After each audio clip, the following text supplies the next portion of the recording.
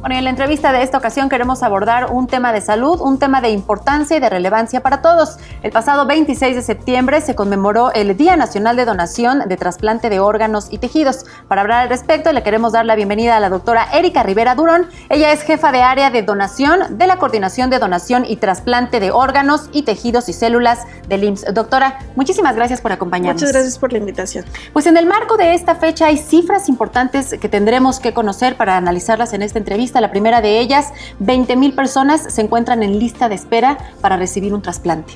Sí, en México tenemos más de 20,000. Ya la última cifra estamos en 22,000. Okay. Generalmente por año crecemos 1,000 en espera de un órgano o tejido. Esta lista pues está para corazón, para riñón, para hígado, para córnea.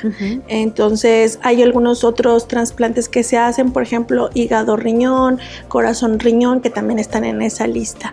Pero bueno, cada año sigue incrementándose nuestra lista, sobre todo en riñón, que es lo que más necesitamos. Aquí la importancia pues es invitar a las personas a informarse más sobre la cultura de la donación, quiénes pueden donar, en qué momento, si nos puede ampliar esa información. Sabemos que existen dos tipos de donaciones, en vida o en muerte, ¿no? Claro, Okay. En vida se puede donar lo que es riñón y un segmento hepático siempre y cuando seamos compatibles con el receptor. Para esto sí tenemos que llevar una serie de estudios que nos hacen saber si no tenemos ninguna enfermedad que nos pueda afectar al momento de dar el órgano, si no tenemos que transmitir alguna enfermedad al que lo va a recibir. Y bueno, el segmento hepático generalmente pues se trasplanta y nuestro hígado que se regenera, ¿no? Cuando se termina la cirugía. En cuestión del donante cadavérico, hay dos maneras de morir en estos pacientes. La primera es por parada cardíaca y la segunda es por muerte encefálica. Por parada cardíaca solamente podemos donar tejidos, que estoy hablando de córneas, piel, hueso, válvulas cardíacas, y por muerte encefálica, como está todavía requiriendo de medicamentos y de aparatos para mantener la perfusión de los órganos y mantener el latido cardíaco y la respiración, bueno, ahí sí podemos tomar lo que es corazón, hígado, riñones y todo el resto de los tejidos. Doctora, ¿qué tenemos que hacer para ser donantes? Nosotros por ley podemos ser donantes, es un derecho que tenemos y que está en la Ley General de Salud.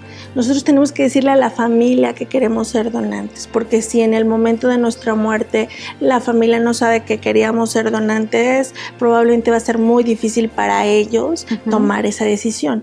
Si nosotros comunicamos a la familia que queremos ser donantes, pues cuando eso pase, nuestra familia va a ser más fácil de decidir. Ahora, muchas veces pasa que no decimos, bueno, pero a la familia también igual tiene que estar muy sensibilizada a saber que es un proceso transparente, que no se le maltrata al cuerpo, que la cirugía se hace con médicos que son especialistas y que bueno, se dignifica a la persona, se le agradece por todo lo que nos ha donado, para que tampoco la gente piense que está sufriendo después de una larga enfermedad y todavía sufrir en la donación. Doctora, ¿quién puede tomar esta decisión? Si a lo mejor el familiar que falleció no se los comunicó en vida, ¿los familiares pueden tomar la decisión de donar algunos de sus órganos? Sí, los familiares en ese momento se les pregunta, hay un personal capacitado que tiene pues todo el tacto necesario, que sabe utilizar las palabras necesarias en el momento adecuado, porque sabemos que están pasando por un momento muy difícil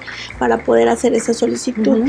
Y se le dice a la familia, bueno, quién es digamos, el familiar directo, el familiar responsable para que pueda tomar esa decisión.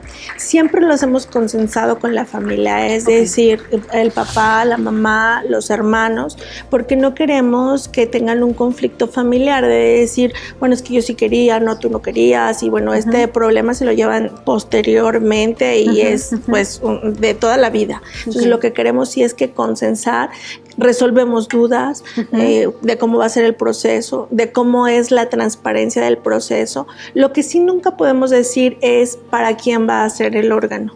Podremos, exactamente, podremos decir, bueno, va a ser para un adulto, para un niño, podríamos decir para qué hospital, de la Secretaría, del IMSS, del ISSSTE, pero no podríamos decir el nombre del receptor. Pues doctora, para finalizar esta entrevista, muy importante la reflexión hacia los familiares de respetar la decisión de los donantes. Si en vida han comunicado que desean donar algunos o parte de sus órganos, esta decisión debe ser respetada siempre. Claro que sí. Bueno, yo los invito a que también igual vayan y se documenten acerca de lo que es de la donación. Hay una página del Centro Nacional de Trasplantes en donde uno se puede registrar como donante voluntario, o se emite su credencial y uno la puede traer en la cartera, y también para comunicarlo a los familiares. Bueno, pues ahí está la información muy valiosa. En otra ocasión le invitamos a seguir conversando de este tema, aún pues mucha información pendiente que podríamos compartir con nuestra audiencia. Bueno, muchas gracias. Muchísimas gracias, doctora Erika Rivera Durón, jefa de área de donación de la Coordinación de Donación y Trasplante de Órganos, Tejidos y Células del IMSS. Nuevamente, muchísimas gracias. Gracias.